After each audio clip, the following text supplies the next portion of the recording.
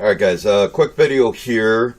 I've showed you on the German Bund and also on the ES, on the NASDAQ, on crude oil, which is what I'm going to show you here as well. The nodes, right? I've talked about when you get those node levels to make it pay, give you a reminder that you need to pay attention to those levels as being a point of interest, a point that we might come back to because of the fact that the node has occurred.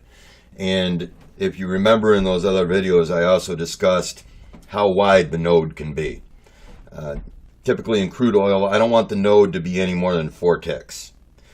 The tighter that node, in other words, the less number of price action within that range of high level and low level activity, which is basically what the nodes are, the more impact it's going to have when you do finally either come back to price or test it and so on and so forth.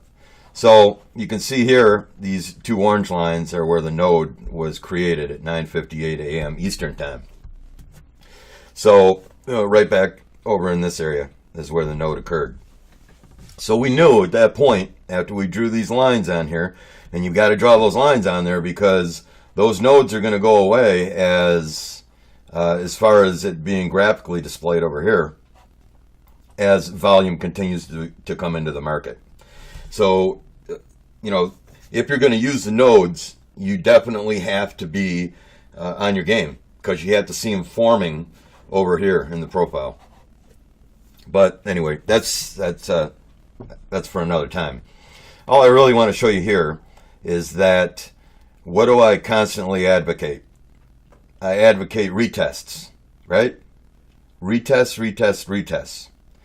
So we came down to the node 2 level that was created over here, and we came back down to it. We hit it, and we bounced.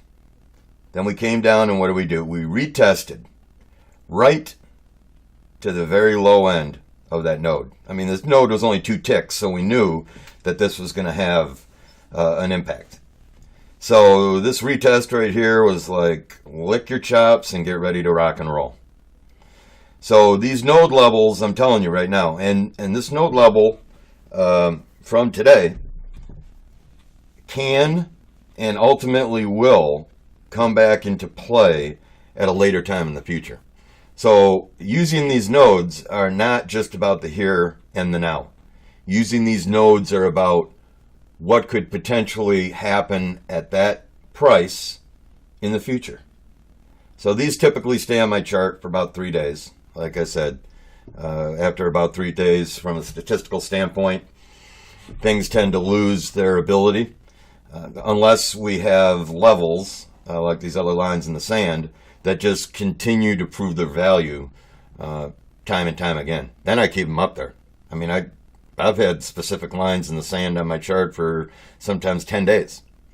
But as a rule of thumb, lines in the sand typically only last about 3 days, and then they dissipate in their effectiveness. But that's all I wanted to show you here. You had the best of both worlds here, right? You had this node 2, which was a tight node, created over here. You came back down and tested it, right? You hit it here, you tested it here.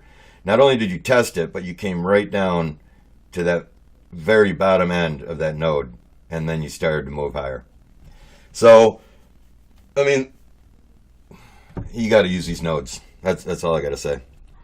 All right, hope you guys have a good weekend, and I will try and make a few more videos. I know I've been a little lax on that as of late, but I'll get back on my game.